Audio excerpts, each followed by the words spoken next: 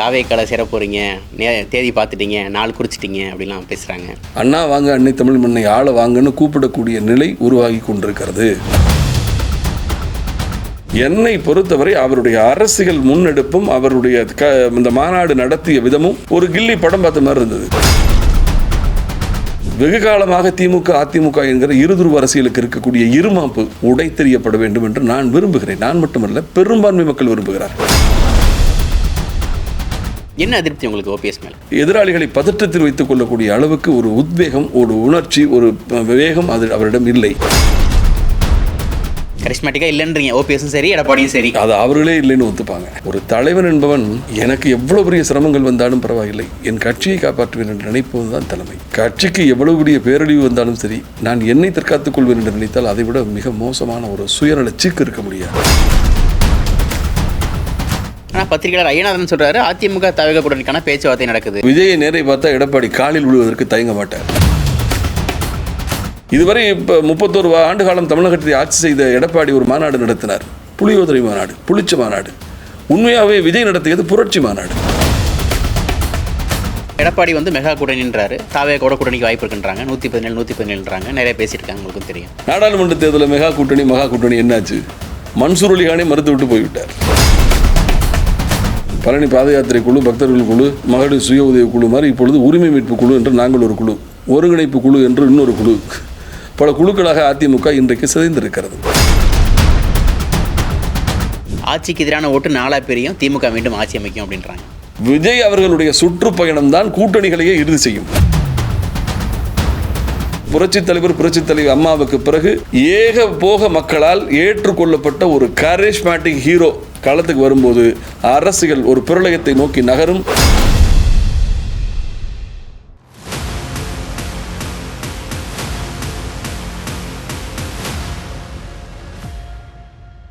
ஒன்னிந்திய அரசியல் நேயர்களுக்கு வணக்கம். இன்றைய அரசியல் களம் நிகழ்ச்சியில் நம்மோடு இணைந்திருப்பது அதிமுகவின் அதிகாரப்பூர்வ நாளிடான நமது எம்ஜிஆர் மற்றும் நமது அம்மாவின் முன்னாள் ஆசிரியர் திரு மருது அழகராஜ் அவர்கள். சார் வணக்கம்.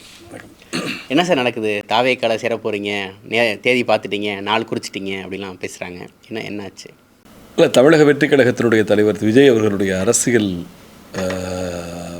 முன்னெடுப்புகளை நான் வரவேற்கிறேன், ஆதரிக்கிறேன். நான் எக்ஸ் தளத்துங்களில் ஃபேஸ்புக்கில் தொடர்ச்சியாக எழுதுகிறேன். அதனால் நாங்கள் இணையக்கூடும், இணைவார் என்கின்ற எதிர்பார்ப்பு உருவாகியிருக்கிறது. என்னை பொறுத்தவரை இன்றைக்கும் அதிமுக இணையுமா, இணைந்து விடாதா, அதிமுக வெட்டி தான் கட்டியிருக்கீங்க, அதிமுக இணைந்து விடாதா என்கிற எதிர்பார்ப்பில் தான் இருக்கிறேனே தவிர தாவேக்காவில் இணைய வேண்டும் என்கிற எண்ணங்கள் இதுவரை இன்னும் இல்லை. இந்த கட்சி இணைய வேண்டும், பிளவுகள் சரி செய்யப்பட வேண்டும், அதிமுக மீண்டிட வேண்டும் என்கின்ற எதிர்பார்ப்பு எல்லோரை போல எனக்கும் இருக்கிறது.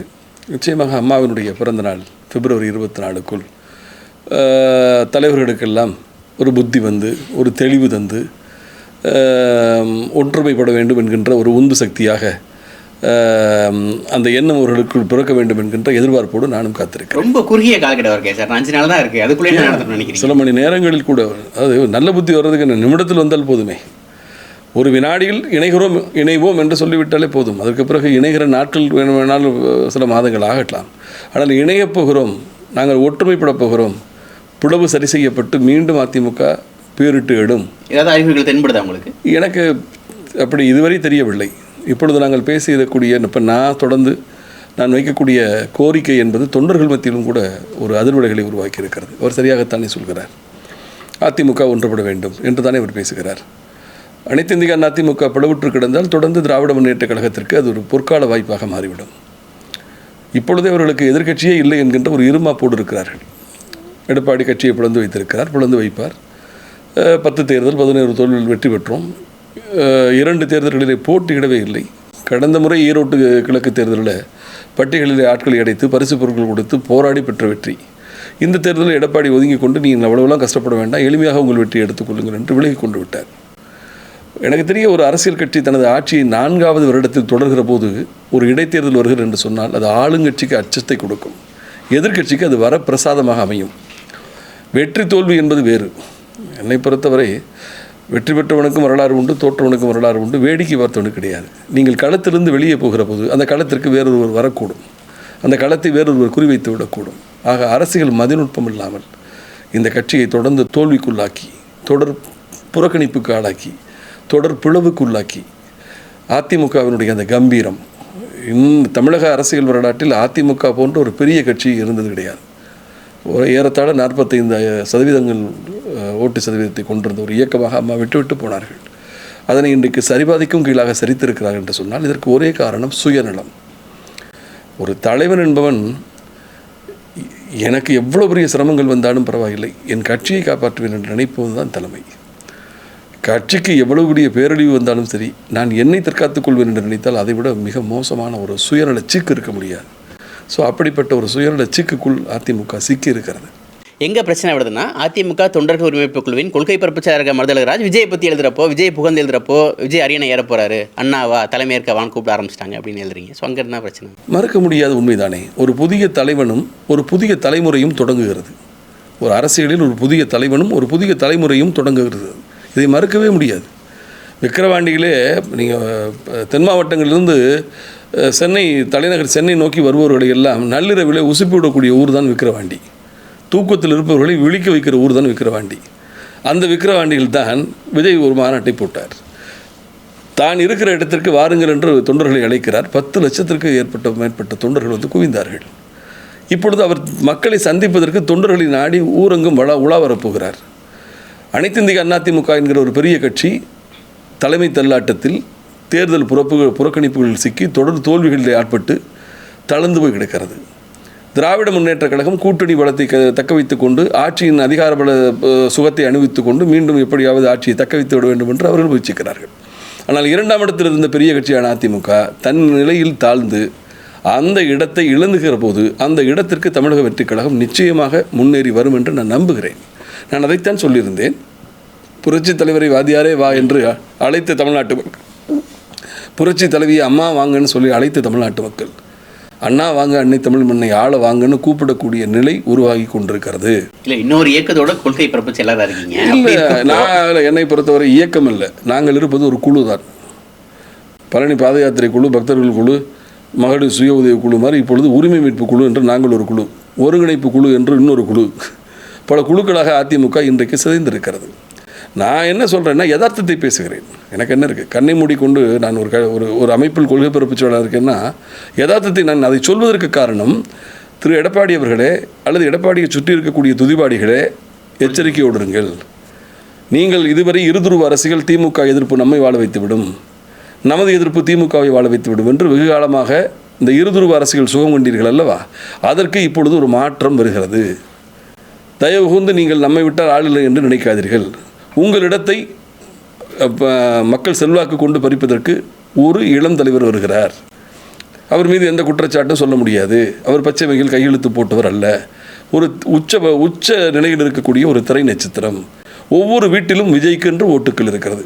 ஒரு பெண் வடிவத்திலோ, ஆண் வடிவத்திலோ, ஒரு மாணவன் வடிவத்திலோ, ஒரு இளைஞன் வடிவத்திலோ விஜய்க்கு ரசிகர்கள் இருக்கிறார்கள். விஜயை நேசிக்கக்கூடியவர்கள் இருக்கிறார்கள். அப்படி விஜயை நேசிக்கக்கூடியவர்கள் விஜய் ஆரம்பிக்கக்கூடிய கட்சிக்கு நான் ஓட்டு போட மாட்டேன் என்று சொல்வதற்கு நிச்சயமாக வாய்ப்பில்லை. ஓட்டு போடுவார்கள். காரணம், அம்மா இல்லை, கலைஞர் இல்லை, கரிஷ்மாட்டிக் லீடர் இருக்காங்களா, நட்சத்திர அந்தஸ்து படைத்த தலைமை வேண்டும் என்று நினைக்கக்கூடிய மக்கள் விஜயைத்தான் விரும்புவார்கள். நான் இதை சொல்வதற்கு காரணம், விஜயை புகழ்வதற்கு காரணம், தம்பி எச்சரிக்கையோடு ஆனால் இப்போ உங்கள் அணியோட ஆலோசனை கூட்டம் நடைபெறுது நேற்று முன்தினம், அதுக்கும் நீங்கள் போகல. ஸோ அதெல்லாம் கூட்டி கழிச்சு பார்க்குறப்போ இல்லை, நான் அந்த கூட்டு போகாத காரணம், நாங்கள் உரிமை மீட்பு குழு ஆரம்பித்ததற்கு பிறகு எங்களது அரசியல் அந்த அசோகா ஹோட்டல் அந்த அரங்கத்தை தாண்டி வெளியே வரவில்லை. அதே மாவு, அதே கிரைண்டர், அதே ஹோட்டல், அசோகா முன்னேற்ற கழகம் மாதிரி போயிட்டுருக்குறோம். திருச்சியில் ஒரு பிரம்மாண்டமான மாநாடு நடத்தினோம். அதை கடந்து அடுத்த நிலைக்கு கட்சியை கொண்டு செல்வதற்கு முயற்சிக்கவில்லை. என்ன அதிருப்தி உங்களுக்கு ஓபிஎஸ் மேல் அதிருப்தியில் ஒன்றுமே கிடையாது. என்னை பொறுத்தவரை நான் அவர் மீது குறை சொல்ல விரும்பவில்லை. இந்த சமகால அரசியலிலே எதிராளிகளை பதற்றத்தில் வைத்துக் கொள்ளக்கூடிய அளவுக்கு ஒரு உத்வேகம், ஒரு உணர்ச்சி, ஒரு வேகம் அது அவரிடம் இல்லை. மேபி அவருக்கு ஒரு மனச்சோர்வு இருக்கலாம். இன்னொன்று அவருடைய வயதும் ஒரு காரணமாக இருக்கலாம். நான் குறை சொல்ல விரும்பவில்லை. அவர் எடுத்த ஒற்றுமை முயற்சிக்கு பலன் கிட்டவில்லை. அறுவடைக்கு முன்னாடியே இன்னொரு இடத்துக்கு போக தயாராகிறீங்களே. ஸோ இத்தனை வருஷம் விதைச்சதை அறுவடை பண்ணாமல் போறீங்க. என்ன, நான் அறுவடை இவையெல்லாம் எனக்கு உடன்பாடு இல்லை சகோதரர். என்னை பொறுத்தவரை அரசியலிலே நம் மக்களுக்கு தொண்டு செய்வது, மக்களுக்கு நல்ல கருத்துக்களை பேசுவது, எழுதுவதைத்தான் இதுவரை செய்திருக்கிறோம். நான் எந்த கட்சியிலும் உழைத்து விட்டு பெரிய அரசியல் அதிகாரங்களை நான் பெற்றவனும் இல்லை. அப்படி அதை பெற்றாக வேண்டும் என்கின்ற வெறித்தனமும் என்னிடம் கிடையாது. நான் இப்பொழுது சமகால அரசியலில் வெகு காலமாக திமுக அதிமுக என்கிற இருதுருவ அரசியலுக்கு இருக்கக்கூடிய இருமாப்பு உடைத்தெறியப்பட வேண்டும் என்று நான் விரும்புகிறேன். நான் மட்டுமல்ல, பெரும்பான்மை மக்கள் விரும்புகிறார்கள். திமுக அதிமுகவினுடைய வாக்கு சதவீதத்தை நீங்கள் கூட்டி பார்த்தால் இப்பொழுது சமகாலத்தில் ஏறத்தாழ 20-40% தான் இருக்கிறது. ஆக 60% பேர் இரண்டு கட்சிக்கும் ஒரு மாற்று வேண்டும் என்கிற எண்ணத்தோடு தான் இருக்கிறார்கள். அந்த எண்ணத்தை முழுமையாக நிறைவேற்றுவதற்கு தன்னம்பிக்கையோடு களத்திற்கு வருபவர்கள் குறைவாக இருக்கிறார்கள். காலையில் விதைத்து விட்டு சாயந்தரம் இருக்கணும்னு நினைக்கிறாங்க. பொறுத்திருந்து களத்தில் கரெக்டாக சரியாக விதைத்து சரியாக நீர் பாய்ச்சி சரியாக களை எடுத்து சரியாக மகசூல் பார்க்க வேண்டும் என்கின்ற பொறுத்தார் பூமி ஆழ்வார் என்று சொல்வார்கள். பொறுமை இல்லாமல் இப்போ தேமுதிக திரு விஜயகாந்த் அவர்கள் கட்சி ஆரம்பித்தார். அவன் தேர்தலில் நான் ஒரு வேட்பாளர் 8.33% வாங்கினாங்களே, அப்போ நான் 15% வாங்கினேன் என் தொகுதியில். ஆனால் அதற்கு பிறகு கால ஓட்டத்தில் பொறுமை இல்லை. எந்த திராவிட இயக்கத்திற்கு மாற்று, இரு கட்சிகளுக்கு மாற்று என்று சொன்னாரோ அவரே அந்த ஒரு திராவிட இயக்கத்தினுடைய பிடியில் போய் கூட்டணி வைத்து கரைந்து போய்விட்டார். ஸோ அப்படி இல்லாமல் விஜயிடம் ஒரு தயாரிப்பு இருக்கிறது, ஒரு நேர்த்தி இருக்கிறது, சரியான முறையான திட்டமிடல் இருக்கிறது. அவர் கொள்கையை முன்வைத்த விதம் எனக்கு பிடித்தது. விக்கிரவாண்டியில் ஒரு பக்கம் தமிழ் தேசியம், திராவிட தேசியம், தேசியத்தினும் நல்ல விஷயங்கள் இருக்கிறது, திராவிடத்திலும் இருக்கிறது, தமிழ் தேசியத்திலும் இருக்கிறது. எவையெல்லாம் ஏற்புடையதோ அவற்றை நான் எடுத்துக்கொள்கிறேன். குணம் நாடி குற்றம் நாடி அவற்றுள் மிகை நாடி மிக்க குழல் என்று சொல்வது போல எவை மக்களுக்கு அவசியப்படுகிறதோ அந்த கொள்கைகளை நான் உள்வாங்கிக் கொள்வேன். ஒரு கையில் பைபிளை எடுத்துக்கிட்டாரு, ஒரு கையில் குரானை எடுத்துக்கிட்டாரு, கூடவே பகவத்கீதை எடுத்துக்கிட்டாரு, இந்திய அரசியலமைப்பு சட்டத்தை சொல்லக்கூடிய கான்ஸ்டியூஷன் புக்கையும் எடுத்துக்கிட்டாரு. அது நான் என்னை பொறுத்தவரை அரசியலில் எல்லாமும் சேர்ந்து தான் அரசியல். அனைத்து இந்திய அண்ணா திமுக ஒரு திராவிட கட்சி தான், ஆனால் தேசியத்தில் ஈடுபாடுடைய கட்சி, இறை வழிபாட்டில் நம்பிக்கையுள்ள கட்சி. திமுகவுக்கும் அதிமுகவுக்கும் வித்தியாசம் இருக்கிறதா? அதுபோல் பாஜகவும் காங்கிரஸும் தேசிய கட்சிகள் தான், ஆனால் காங்கிரஸுக்கும் பாஜகவுக்கும் வித்தியாசம் உண்டு. சுதேசியை வலியுறுத்தி சூழ் கொண்ட இயக்கம் பாஜக, புரியுதா உங்களுக்கு? சோசலிசத்தை முன்வைத்து உருவான இயக்கம் காங்கிரஸ். அனைத்திற்குமே கொள்கைகள் சின்ன சின்ன வேறுபாடு, அனைத்தும் மக்கள் நலன் சார்ந்தது தான். விமர்சிப்பவர்கள் விஜயனுடைய கொள்கையை விமர்சிக்கிறார்கள், அதை பற்றி நான் கவலைப்படலை. விமர்சனங்களே இல்லாத அரசியலும் கிடையாது. நான் சொல்ல புரியுதா உங்களுக்கு? நெல்லுக்கும் உமை உண்டு, நீருக்கும் நிறை உண்டு, புள்ளிதழ் பூவிலும் முள்ளுண்டுன்னு சொல்லுவான். குறைகள் இல்லாத அம்சங்களே கிடையாது. யாருடைய மகாத்மா காந்தியினுடைய அரசியலிலும் விமர்சனம் உண்டு. அதனால் விஜயனுடைய கொள்கை அவர் முன் வச்சிருக்காரு, மக்களிடம் அதை கொண்டு போகிறாரு. மக்கள் ஏற்றுக்கொள்ள போகிறாங்களா இல்லைன்றது மக்கள் முடிவு செய்ய போகிறாங்க. சந்திச்சு பேசிட்டீங்களா இல்லையா? யாரை? விஜய்? இல்லை, நான் சந்தித்ததெல்லாம் கிடையாது. என்னை பொறுத்தவரை அவருடைய அரசியல் முன்னெடுப்பும் அவருடைய இந்த மாநாடு நடத்திய விதமும் ஒரு கில்லி படம் பார்த்த மாதிரி இருந்தது. இதுவரை இப்போ 31 ஆண்டு காலம் தமிழகத்தை ஆட்சி செய்த எடப்பாடி ஒரு மாநாடு நடத்தினார், புளியோதரை மாநாடு, புளிச்ச மாநாடு. உண்மையாகவே விஜய் நடத்தியது புரட்சி மாநாடு. எவ்வளவு நேர்த்தியான ஒரு மாநாடு. அப்படிப்பட்ட ஒரு கட்டுப்பாடற்ற கூட்டம், கடங்காத கூட்டம், ஆனால் கட்டுப்பட்டு நின்றது. கொடியேற்றிய விதம் கூட அழகாக இருந்தது. கொள்கைகளை முன்வைத்த விதம் நல்லா இருந்தது. விமர்சனங்கள் வரட்டும், நீ விமர்சனம் செய் என்று சொல்லித்தான் கொள்கையை பிரகடனம் செய்கிறார். என் கொள்கை எதிரி இவர் என்று சொல்கிறார், என் கொள்கை வழிகாட்டிகள் இவர் என்று சொல்கிறார். ஆக இப்படிப்பட்ட ஒரு அரசியலை நான் இப்படி தான் இருக்கணும்னு நினைச்சேன். அதை நடத்துறாரு, ஆதரிக்கிறேன். அதிமுகவோட முன்னாடியோட கொஞ்சம் ஒரு பாசிட்டிவான டோன், கொஞ்சம் ஒன்று சேர வாய்ப்பு இருக்கின்ற மாதிரியான டோன், ஒரு கழகம் புதுசாக பிறந்திருக்கு. ஸோ இந்த நேரத்தில் போகணுமா அப்படின்ற ஒரு கேள்வியும் எழுப்புறாங்க சில. நீங்கள் ஒற்றுமைங்கிறீங்க, கழகம் பிறந்திருக்கிறீங்க. கழகம் பிறந்தது ஒற்றுமைக்கு வழிவகுக்க வாய்ப்பு இருக்கு அப்படின்றாங்க. எனக்கு அந்த நம்பிக்கை போய்விட்டது. நடந்தால் மகிழ்ச்சி. இப்பொழுதும் ஒற்றுமை நடந்து விடாதா என்றுதான் காத்திருக்கிறேன். 24க்குள்ள ஒற்றுமை நிகழ்ந்தால் பிறந்த நாள் அன்றைக்காவது உங்களுக்கு புத்தி வருமா? சட்டமன்றத்தில் தன் கடைசி சூளுரையாக புரட்சித் தலைவி வைத்துவிட்டு போன அந்த வசனத்தை ஒரு வினாடி நினைத்து பாருங்கள். உங்களுக்கு பச்சை மையில் கையெழுத்திடும் பாக்கியத்தை 1,00,000 பேருக்கு மேல் கொடுத்தவர் புரட்சித் தலைவி. வீதி வழி போகிறவர்களை நீதி உரைக்கும் புனிதமிக்க சட்டப்பேரவைக்குள் அமைச்சராக்கி அமர வைத்து அழகு பார்த்தவர் புரட்சித் தலைவி. அவர் என்ன சொன்னார்? உங்களுக்கெல்லாம் என் ஆயுளை கொடுத்து அரசியல் தந்து உங்களை எல்லாம் வாழ வைத்து விட்டேன், என் முகத்திற்கு ஓட்டு. புரட்சித் தலைவரும் சரி, புரட்சித் தலைவி அம்மாவும் சரி, நீ முகம் காட்டு தலைவா, நீ முகம் காட்டு அம்மா, நாங்கள் நகம் நீட்டுகிறோம் என்று வாக்களித்தார்கள் அல்லவா? அப்படி தன்னை மெழுகாக உருக்கி கொண்டு இந்த இயக்கத்தை வாழ வைத்த புரட்சித் தலைவி அம்மா உங்களிடம் எதிர்பார்த்தது என்ன? ஒரே ஒரு கோரிக்கை. இன்னும் 100 ஆண்டுகள் ஆனாலும் தமிழகத்தை, அன்னை தமிழகத்தை அதிமுக ஆள வேண்டும் என்பதை தவிர அவர் வேறு என்ன கோரிக்கை வைத்தார்? அதை உங்களால் நிறைவேற்ற முடிந்ததா? ஒரு தேர்தலில் தொலைச்சிட்டிங்களே. அன்றைக்கு 2021 இந்த நாட்டின் உள்துறை அமைச்சராக இருக்கக்கூடிய அமித்ஷா தன் கையில் வைத்திருக்கக்கூடிய தரவுகளை வைத்துக்கொண்டு சொல்கிறார், ஒன்றுபடுங்கள், அமமுகவை உள்ளே கொண்டு வாங்க, புதிய தமிழகம் உள்ளே வரட்டும், தேசிய முற்போக்கு திராவிடர் கழகம் உள்ளே வரட்டும், இதையெல்லாம் சொன்னார் அல்லவா? கேட்க மாட்டேன். ஒரு பிளவு 2 பிளவாகி 2 பிளவு 3 பிளவாகி இப்பொழுது பல அணிகளாக புறப்பட்டு விட்டது. எனக்கு தெரிய கோகுலேந்திர அணி, செங்கோட்டை அணி என்று இப்பொழுது புதிய அணிகள் புறப்பட்டிருக்கிறது. ஏற்கனவே 3 குழுக்கள் இருக்கிறது. இப்பொழுது அதிமுகவில் பல 30 குழுக்கள் புறப்பட்டு விட்டது. உதயகுமார் குழு, ஜெயக்குமார் குழு, KP முனுசாமி குழு, CV சண்முகம் குழு. ஆக அதிமுக என்பது இப்பொழுது குழுக்களின் கூடாரமாக இருக்கிறது. விஷ புழுக்களின் கூடாரமாக மாறி இருக்கிறது. ஒற்றுமை என்பதை கெட்ட வார்த்தை என்று நினைக்கக்கூடிய மதிநுட்பம் இல்லாத மனிதர்களின் கையில் அந்த கட்சி மாட்டி இருக்கிறது. என்ன செய்வது?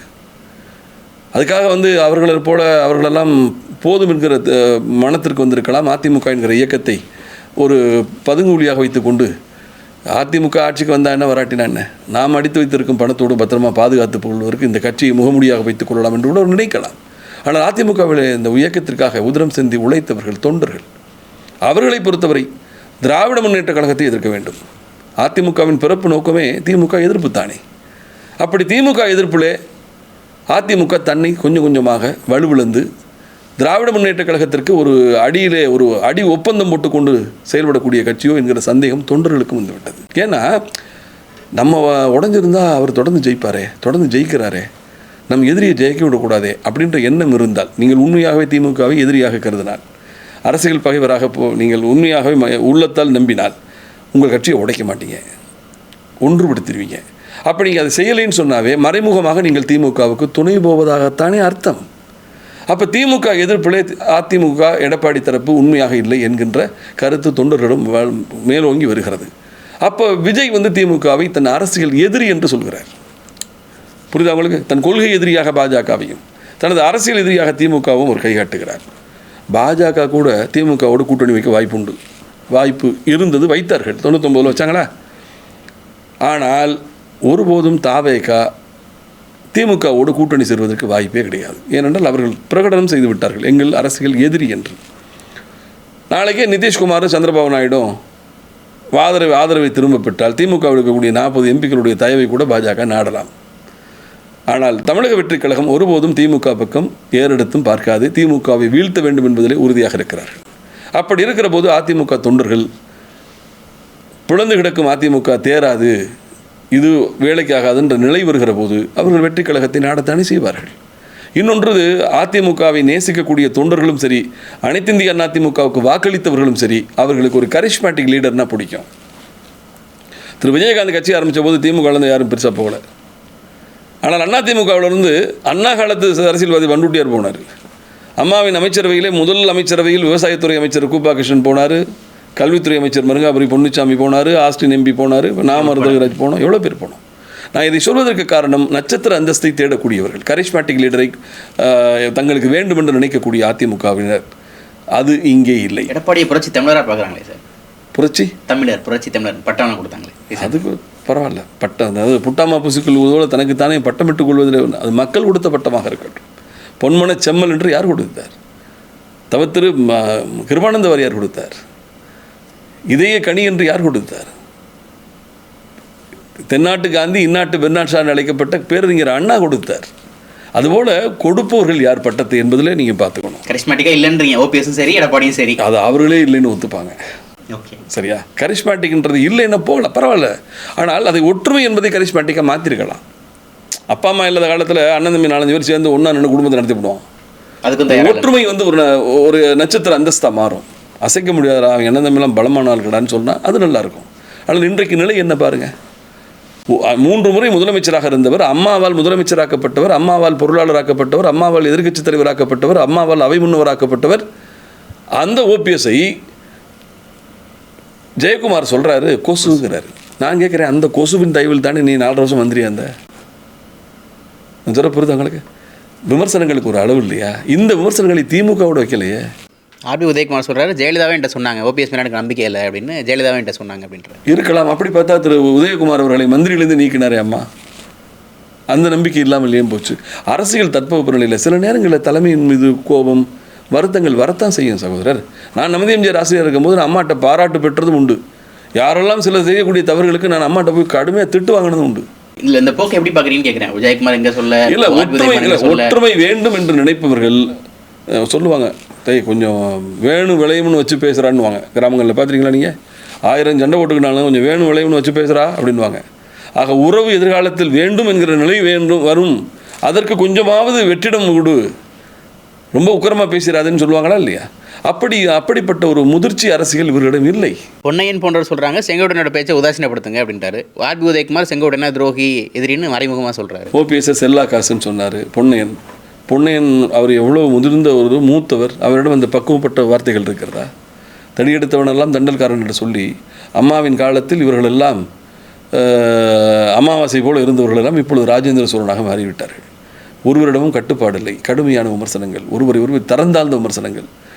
அதிமுகவின் அமைச்சர்கள் தலைவர்கள் மீது திமுக கூட இப்படிப்பட்ட விமர்சனங்களை வைத்தது கிடையாது. ஆக ஒருவருக்கொருவர் பொழுதுபாரி தூட்டி கொண்டு ஒற்றுமைக்கு வழியே இல்லை என்கின்ற நிலையில் தான் இன்றைய நிமிடம் வரை காலம் சென்று கொண்டிருக்கு. செங்கோட்டையன் ஏதாவது புரட்சி செய்வார் நினைக்கிறீங்களா? இல்லை, எனக்கு செங்கோட்டையன் புரட்சி செய்வார் என்று நான் நம்பவில்லை. அவர் எப்பொழுது புரட்சி செய்திருக்கணும்? அத்திக்கடவு அவிநாசி திட்டத்தினுடைய வெற்றி விழா, நன்றி தெரிவிக்கும் விழாவில் விவசாயிகள் நடத்துனாங்க. அந்த விழாவில் அம்மா அவருடைய புகைப்படம் இல்லை, புரட்சித்தவருடைய போட்டோ இல்லைன்னு சொல்கிறாரு. எனக்கு அது காரணமாக தோணலை. அரசியலை பொறுத்தவரை நோக்கத்தை வேறாக வைத்துக்கொண்டு காரணத்தை மாறாக சொல்வது தான் அரசியல். இவருக்கு அந்த கோபத்திற்கு காரணம் வேறு ஏதாவது இருக்கலாம். இவருக்கு உண்மையாகவே கோபம் வந்திருக்குன்னு சொன்னால், அம்மா மேலே தலைவர் மேலே பற்று இருக்குன்னு சொன்னால், புரட்சித் தலைவர் எழுதிய உயில் விதியின் 43 மாற்றக்கூடாத விதி, என் தொண்டன் தான் என் கட்சியின் தலைவனை தீர்மானிக்க வேண்டும், தேர்வு செய்ய வேண்டும் என்றும் மாற்றக்கூடாத விதி என்று எழுதப்பட்ட அந்த விதியை எம்ஜிஆரால் அரசியலுக்கு கொண்டு வரப்பட்ட திரு செங்கோட்டையன், நான் கேட்டேன், இங்கே கேட்டேன், இல்லை நீ சத்தியமங்கலத்தில் போய் நில்லு, என் பேரை சொல்லி நீ ஜெயிச்சிருவேன்னு அனுப்புனார்னு சொல்லி கண்கலங்கக்கூடிய செங்கோட்டையன், அந்த தலைவர் எழுதின விதி மாற்றக்கூடாத விதியை எடப்பாடி மாற்றுகிற ஒரு பொங்கி இருக்கணும்ல. புரட்சித் தலைவி அம்மாவுக்குத்தான் வானுள்ள காலம் இல்லை, வையகம் உள்ள காலம் வரை, பூமி உள்ள காலம் வரை புரட்சித் தலைவிக்குத்தான் நிரந்தர பொதுச்செயலாளர் இருக்கைன்னு சொல்லிவிட்டு அதே இருக்கையை எடப்பாடி அபகரிச்சுக்கிற போது உண்மையாகவே அம்மாவின் மீது செங்கோட்டையனுக்கு பட்டிருந்தா இது தப்புன்னே, இதை செய்யாதீங்கன்னு பேசியிருக்கணும்ல. இதை என்ன விடுங்க, அவர் அரசியல் அபகரிப்பு செய்ததற்கு பிறகு இதே செங்கோட்டையன் ஒரு அரங்கத்திலே பேசினார். ஒன்று பழனிசாமி முதலமைச்சராக இருக்க வேண்டும், இல்லை என்றால் நான் முதலமைச்சராக இருக்க வேண்டும், எங்கள் 2 பேரிலே ஒரு கவுண்டர் தான் முதலமைச்சராக இருக்க வேண்டும்னு சொல்லி பேசினாரா இல்லையா? என்னை பொறுத்தவரை இன்றைக்கு அவருக்கு ஏற்பட்டிருக்கும் மனக்கசப்புக்கு காரணம் என்னவோ தெரியவில்லை. ஆனால் அவர் காரணமாக புரட்சித் தலைவி அம்மாவினுடைய புகைப்படத்தை காரணமாக்குவதாகத்தான் நான் உணர்கிறேன். அவர் புரட்சி எல்லாம் செய்வதற்கு வாய்ப்பில்லை. ஒன்றுபடணும் உங்களுக்கு தோணலை, அதனால அடுத்த கட்ட முடிவு இருக்க. நான் சொல்றது என்ன, 24 வரை நான் சொல்றதுக்கு காரணம் தலைவர்களிடம் அந்த பக்குவம் இல்லை. தொண்டர்கள் அம்மாவின் பிறந்த நாளுக்கு முன்பாகவே அல்லது பிறந்த நாளிலாவது அனைத்து தொண்டர்களும் ஒன்றிணைந்து நாள் குறிச்சிட்டு நடக்காதுன்னு தெரிஞ்சு சொல்ற மாதிரி தானே இருக்குது. இல்லை, ஏன் நடக்காதுன்னு சொல்லணும். நீங்கள் இப்போ ஒன்று வேணும், ஜல்லிக்கட்டு போராட்டம் 9 வருஷம் பூட்டி கிடந்துச்சு. 9 ஆண்டு காலம் வாடிவாசல்கள் பூட்டி கிடந்தன. காளை மாடுகள் கையில் பிடித்து கொண்டு சாலைகளிலே போனால் கைது செய்தார்கள். கடந்து கொண்டே இருந்த மக்கள் திடீரென்று ஒரு நாள் 9 வருஷம் பூட்டி கிடந்த வாடிவாசல்களுடைய பூட்டை திறக்க வைக்கலையா? அதுபோல் தொண்டர்கள் புரட்சி செய்யணும் சார். நான் சொல்ல புரியுது அவங்களுக்கு? தொண்டர்களுடைய உழைப்பில் உதிரத்தில் படாத பாடுபட்டு செத்து எத்தனை பேர் செத்துருக்கான்?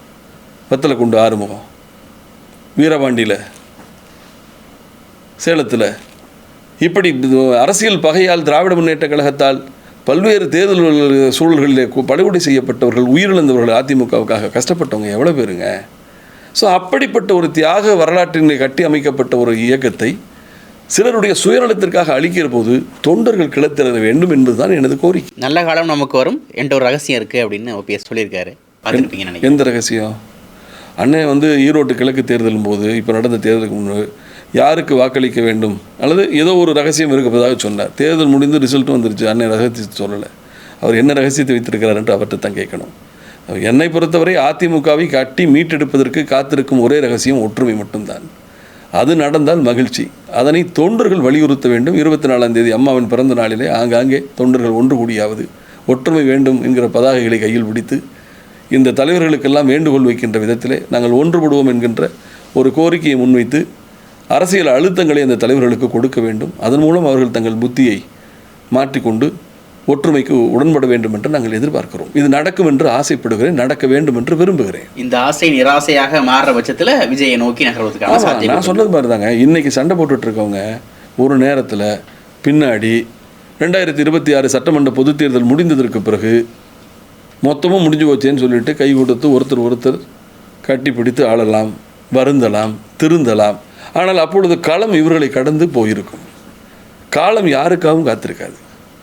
நீங்கள் எப்பொழுது திருந்துவீர்கள் என்று அரசியல் களம் காத்து கொண்டிருக்காது. நான் சொல்ல புரியுது உங்களுக்கு? 67க்கு முன்பு காங்கிரஸ், 52க்கு முன்பு நீதி கட்சி, 67 to 77 திராவிட முன்னேற்ற கழகம், 77க்கு பிறகு புரட்சி தலைவர், அதற்கு பிறகு புரட்சி தலைவி.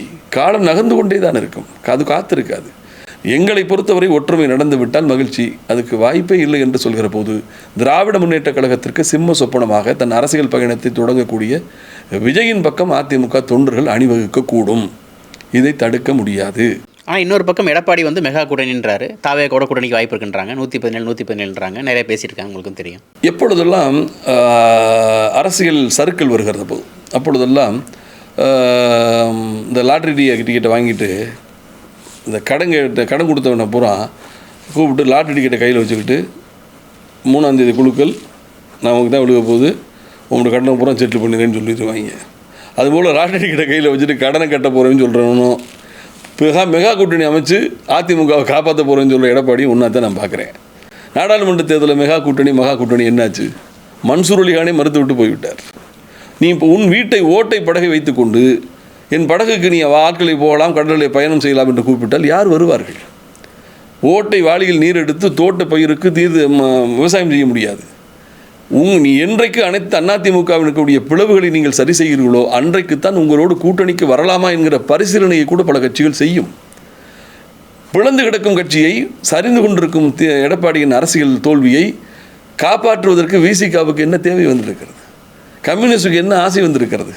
அவர்கள் அதிகாரத்தில் இருக்கக்கூடிய திமுகவோடு இருக்கிறார்கள், கம்ஃபர்டபுளாக இருக்காங்க சார். அவங்க ஏன் சார் அதை விட்டு வந்து விழுந்துக்கிட்டு இருக்க எடப்பாடியை காப்பாற்றணும்? ஆக தேர்தலுக்கு முன்பு வரை விசிகா வரும், காங்கிரஸ் வரும், மார்க்சிய கம்யூனிஸ்ட் வரும் என்றெல்லாம் சொல்லி கொண்டிருந்தார். அது நடக்கலை. அடுத்து என்ன பண்ணார்? சீமான் வந்து என்னை காப்பாற்றப் போகிறார் என்று சொன்னார். சீமான் நிச்சயமாக அவரை பொறுத்தவரை தேர்தல் வெற்றி இலக்கு கிடையாது, அவருக்கு தேர்தலில் போட்டி தான் இலக்கு. தேர்தலில் வேட்பாளரை நிறுத்தி போட்டி மட்டுமே என் அரசியல் வாழ்க்கையின் இலக்கு அதுதான். இன்னும் 1000 ஆண்டுகள் சீமான் ஆயுளோடு இருந்து அவர் போட்டியிட்டாலும் அவர் கட்டுத்தொகை காப்பாற்றுவது கூட கஷ்டம்தான், வெற்றி என்பது சாத்தியமில்லை. ஏன்னா அவரே அதை விரும்பலை சார், அவரே விரும்பலை. நீங்கள் பார்த்தீங்களா, கட்சியை விட்டு வந்து போனோன்னா கவலைப்பட்டு ஒரு தலைவனை பார்த்துருக்கலாம், போய் தொலைங்கடா, ஏன்டா இருக்கிய, பின்னாடி நிற்கிறவெல்லாம் அடுத்து நம்மளும் பெறட்டும் நினைப்பானா இல்லையா? ஒரு அரசியல் ஆச்சரியமாக அவர் இருக்கிறார். அந்த சீமான் வந்து தன்னை காப்பாற்றுவார் என்று எடப்பாடி சொன்னார். அவர் இல்லை நம்ம நோக்கம் வேறு. சரியா? என்னை பொறுத்தவரை 234 தொகுதிக்கு வேட்பாளர் போடுவேன். புரியுதாங்களுக்கு? இவர் ஜெயிக்கிறதுக்கு ஒரு வேட்பாளர், அவர் தோக்குறதுக்கு ஒரு வேட்பாளர்.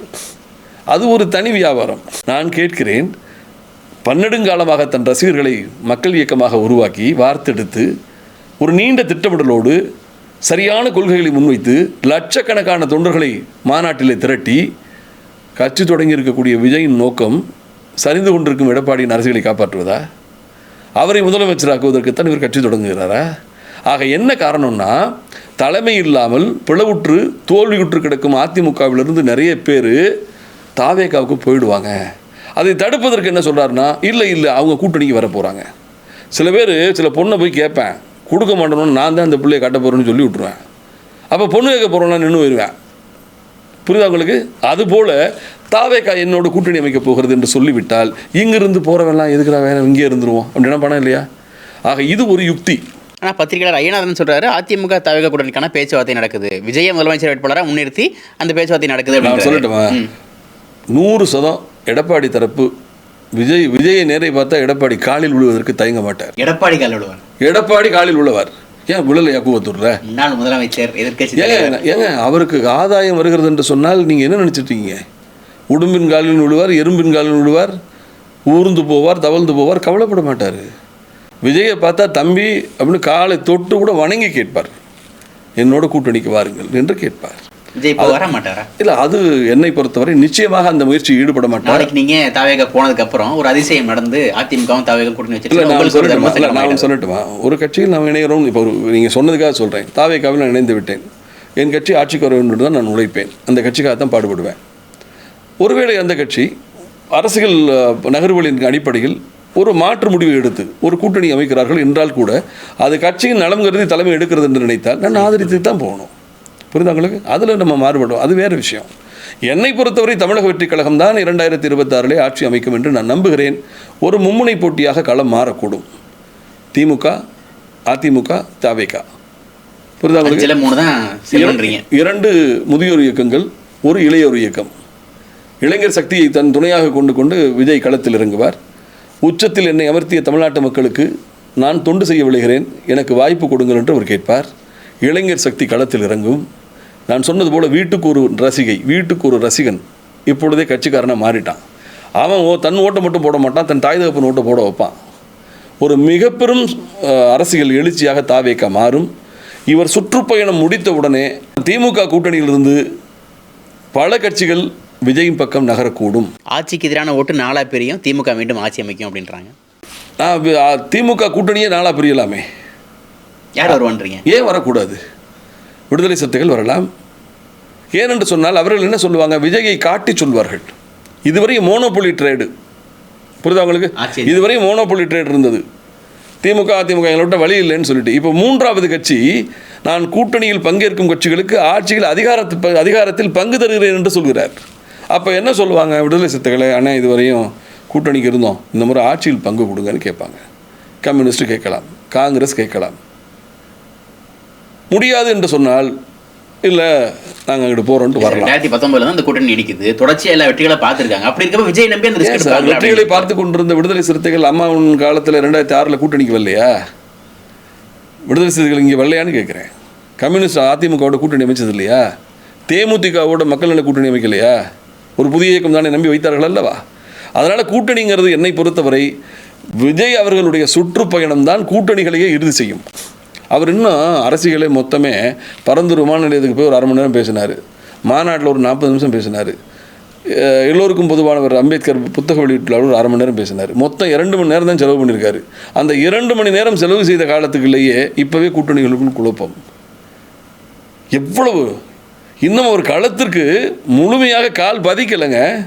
அவர் காலை வைத்து களத்தில் இறங்கினதற்கு பிறகு எழுதி வைத்துக் கொள்ளுங்கள், புரட்சித் தலைவி அம்மாவுக்கு பிறகு ஏக போக மக்களால் ஏற்றுக்கொள்ளப்பட்ட ஒரு கரிஸ்மேட்டிக் ஹீரோ களத்துக்கு வரும்போது அரசியல் ஒரு பிரளயத்தை நோக்கி நகரும். அவர் சூறாவளி சுற்றுப்பயணம் முடித்து விட்டு வந்தால் புழுதி அடங்குவதற்கு 10 நாள் ஆகும். அதுதான் சீமான் அப்படி விமர்சிப்பதற்கு காரணம். என்னை பொறுத்தவரை சீமான் சொல்லி ஒரு கட்சி ஆரம்பித்தார் அப்படிலாம் தோணலை.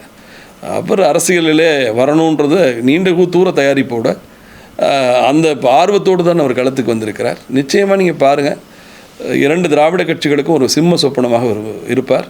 2 திராவிட கட்சிகளையும் 26 முந்தக்கூடிய வாய்ப்பு அவருக்கு இருப்பதாகத்தான் நான் உறுதியாக நம்புகிறேன். என்ன பதவி எதிர்பார்க்குறீங்க? நான் எந்த பதவியும் எதிர்பார்க்கல சார். அதை சிடிஆரோட நீங்கள் அனுபவம் வாய்ந்தவர், அரசியல் அப்படிலாம் இல்லை. அனுபவங்கள்ன்றது வயதை வச்சு சொல்ல முடியாது. சிறு வயதில் ஞான சம்பந்தனாக இருப்பவர்களாம் இருக்கிறார்கள். திரு ஆதவர்ஜுனா இப்போ தலை சிறந்த அரசியல் வியூக வகுப்பாளர். கடந்த முறை திராவிட முன்னேற்ற கழகத்தினுடைய வெற்றிக்காக பிரசாந்த் கிஷோரை அழைச்சிட்டு வந்து மிக கடுமையான யுக்திகளை வகுத்து கொடுத்து போராடியவர். அதனால் அவரும் மிகச்சிறந்த அரசியல் ஆளுமை தான். திரு நிர்மல்குமார் பாஜகவின் ஒரு தேசிய கட்சியினுடைய ஐடிவிங்காக இருந்தார். அதுக்கு பிறகு அதிமுகவில் இருந்தார். இப்பொழுது அதிமுக வந்திருக்கார்.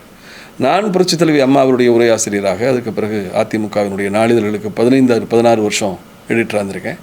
அதிமுகவினுடைய கொள்கை வரைவுகள் திட்டங்கள்லேருந்து, தேர்தல் அறிக்கையிலிருந்து, அமைச்சர்கள் மற்றவருடைய சட்டமன்ற உரைகளை தயாரித்து கொடுத்ததுலேருந்து இரவும் பகலும் இந்த கட்சிக்கு நான் உழைத்திருக்கிறேன். பெரும் வேதனையோடு தான் இப்பொழுதும் சொல்கிறேன், இந்த இயக்கம் ஏதேனும் அதிசயம் நடந்து ஒன்றுபட்டு விடாதா என்று இயக்கத்தோடு காத்திருப்பவனாக நான் இருக்கிறேன். அது நடக்காது போனால் விடை கொடு கழகமே விடைபெறுகிறேன் என்று சொல்லிவிட்டு நான் நடைய கட்ட வேண்டிய சூழல் எனக்கு உருவாகியிருக்கிறது. என்னை நேசிக்கக்கூடிய என் தம்பிகள், மாநிலம் முழுவதும் இருக்கக்கூடிய நண்பர்களை எல்லாம் கலந்து பேசி ஒரு நல்ல எல்லாரும் பெரும்பான்மையானவர்களுடைய தெளிவு அவங்க ஒன்றில் இருக்காங்க. அதிமுக ரத்தம் தான் எல்லாருமே சொல்கிற ஒன்று தான், திமுக வேண்டாம், திமுகவை எதிர்ப்பதில் உக்கிரமாக இருப்பவரோடு போகலாம். இதுதான் மேட்ரு. அதிமுக காரன் இந்த வேடியை கட்டிட்டு இருக்கிற ஆள்களுக்கு திமுகவை எதிர்க்கணும்.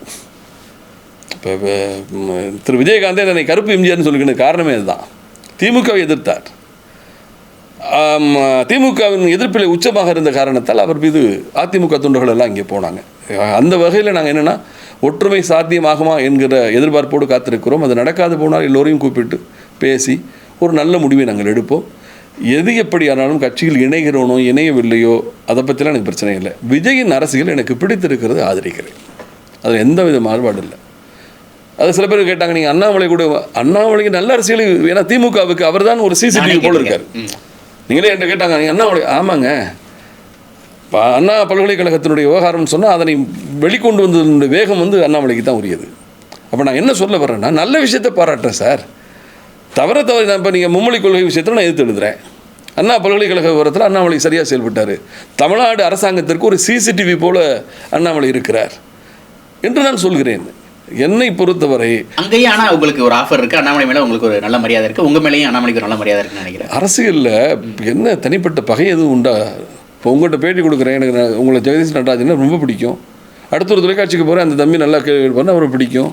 சில தொலைக்காட்சி உள்நோக்கத்தோடு இப்போ செயல்படுறாங்கன்னு சொன்னால் சரியா இல்லைங்கன்னு கடந்து போவோம். அங்கேருந்து அழைப்பு வந்ததான் கேட்குறேன். உண்மையாகவே சொல்லுகிறேன், யாரிடமிருந்து எனக்கு அழைப்புலாம் வரலைங்க. அதெல்லாம் சும்மா நான் எழுதுகிறேன். சில அந்த நிர்வாகிகள் சில பேர் பார்க்கும்போது, சார் எங்கள் இதை பற்றி எழுதிங்க ரொம்ப நல்லா இருந்துச்சுன்னு சொல்லுவாங்க. அவ்வளோதானே தவிர அதை கடந்து போகிறேன். நான் சம அளவில் நடுநிலையோடு இருந்து கொண்டு நல்ல விஷயங்களை ஆராதிக்கிறேன், பாராட்டுகிறேன். ஆனால் சமகாலத்தில் திராவிட முன்னேற்ற கழகத்தை எதிர்ப்பது அண்ணாமலையும் எதிர்க்கிறார், விஜயும் எதிர்க்கிறார். ஆனால் அண்ணாமலை எதிர்ப்பது என்பது அவர் மாநில கட்சியினுடைய தேசிய கட்சியின் மாநில தலைவராக இருக்கிற வரை அது சாத்தியம். நாளைக்கு அவரை தூக்கி போட்டு இன்னொருத்தர் கொண்டு வந்துடுவாங்க. ஆனால் இங்கே வந்து இவரே கட்சியினுடைய தலைவராக எக்காலத்திலும் இருக்க முடியும். முதலமைச்சராக வருவதற்கு வாய்ப்புள்ளவராக இருக்கிறார். திமுகவை எதிர்ப்பவராக இருக்கிறார். அவர் திமுகவை எதிர்க்கிறார். நாளைக்கு திமுகவோட உறவு வேணும்னு வச்சுங்களேன். சந்திரபாபு நாயுடால பிரச்சனை, நிதிஷ்குமாரோட பிரச்சனைனா திமுகவோடு தன் உறவை சமப்படுத்திக் கொள்ள வேண்டும் என்று மத்திய தலைமை நினைத்தால் அண்ணாமலை அங்கிருந்து அப்புறப்படுத்தப்படுவாரா இல்லையா? ஏன் சமகாலத்தில் எடப்பாடியோடு அலையன்ஸு போனால் அண்ணாமலையை அப்புறப்படுத்துவார் என்று சொன்னார்கள் அல்லவா? ஆக தேசிய கட்சிகளுடைய தமிழக இந்த நமக்கு இருக்கக்கூடிய பிரச்சனையே, தேசிய கட்சி பிராந்திய மாநிலங்களில் என்ன நடக்குது, என்ன தட்பவெப்பநிலைன்னு பார்க்க மாட்டான். அவன் பால டப்புன்னு மேனேஜரை மாத்திரம் மாற்றிவிடுவான். அதனால தான் தேசிய கட்சிகள் தமிழகத்திலே கால் ஊன்ற முடியாமல், ஆட்சிக்கு வர முடியாமல் அலைவாந்து கொண்டிருப்பதற்கு ஒரே காரணம் அதுதான். ஓகே, இறுதியாக ஓபிஎஸ்க்கு நீங்கள் சொல்ல நினைக்கிறது என்ன, டிடிவிக்கு சொல்ல நினைக்கிறது என்ன, சசிகலாக்கு சொல்ல நினைக்கிறது என்ன, எடப்பாடிக்கு சொல்ல நினைக்கிறது என்ன? அத்தனை பேருக்கும் ஒன்றே ஒன்று தான். திரு டிடிவி அவர்களை பொறுத்து குறை சொல்கிறதுக்கு ஒன்றுமே இல்லை. அவர் தன்னை நிரூபித்து காட்டிவிட்டார். டெல்லிக்கு போயிட்டு வந்து ரொம்ப அழகாக சொன்னார். ஒருவேளை என்னை நான் போட்டியாக வருவேன் என்று நினைத்து தான் எடப்பாடி இப்படி நடந்துக்கிறான்னு சொன்னால், நான் தேர்தலையே போட்டியிடவில்லை என்கிற உறுதியை தருகிறேன், கட்சியை ஒன்றுபடுத்துகிறேன்னு சொன்னாரா இல்லையா? ஈரோட்டு போன தேர்தலிலேயே தன் வேட்பாளரை திரும்ப பெற்றுக்கொண்டு எடப்பாடிக்கு செல்வாக்கு இருக்கிறது என்று காட்டட்டும் என்று சொன்னார். அதுபோல் அண்ணன் ஓபிஎஸ் அவர்கள் நிபந்தனை இல்லாமல் சேர்ந்து கொள்கிறேன் என்று சொல்கிறார். திருமதி சசிகலா அவருடைய நிலைப்பாடு எனக்கு தெரியவில்லை, தெரியாமல் நான் விமர்சிக்க முடியாது. ஆனால் எல்லோருமே ஒன்றுபட வேண்டும் என்று நினைக்கிறார்கள். நீங்கள் இவரை விட்டு கேசி பழனிசாமி விட்டீங்க, அவர் ஒருங்கிணைப்பு குழுவை நடத்தி கொண்டிருக்கிறார். ஆக எல்லோரும் ஒன்றுபட வேண்டும் என்று நினைக்கிறார்கள். எடப்பாடியை சுட்டியிருப்போடும் அதைத்தான் நினைக்கிறார்கள். ஆனால் எடப்பாடியிடம் சொல்ல தயங்குகிறார்கள். என்ன காரணம் என்று எனக்கு புரியவில்லை. ஆனால் ஒரே ஒரு காரணம், சமீபத்தில் தலவாய் சுந்தரம் சொன்னார், அவர்கிட்ட தானங்க தேர்தலுக்கு செலவுக்கு பணம் இருக்குதுன்னு சொன்னாங்க. ஆக பணம் இருக்கும் காரணத்தால் ஒருவர் எடுக்கின்ற முடிவெல்லாம் தப்பு என்று சொன்னால் படுகொலியில் போட்டு கட்சியோடு சேர்த்து பணத்தையும் சேர்த்து புதைக்கத்தான் வேண்டும். பணம் இருக்கிற ஒருத்தர்கிட்ட தான் கட்சின்னு சொன்னால் ரிசர்வ் பேங்கிட்ட தான் அதிமுக விட்டுறணும். அதனால் இவர் எல்லோரும் நினைப்பது ஒற்றுமை. அந்த ஒற்றுமைக்கு இடையூறாக எடப்பாடியும் இருக்கக்கூடாது, அவரை சுற்றி இருக்கக்கூடாது. நீங்கள் விரைந்து முடிவெடுத்து 24ஆம் தேதிக்குள் ஒரு ஒற்றுமை அறிவிப்பை நீங்கள் வெளியிட்டீர்களானால் அதிமுகவிலிருந்து வெளியேற எத்தனைத்து கொண்டிருக்கக்கூடிய லட்சம் தொண்டர்கள் நம்ம கட்சி சரியாயிரும் போல அப்படின்ற முடிவுக்கு வருவாங்க. உங்களை மிக்க நன்றி. மிக்க நன்றி. தேங்க்யூ.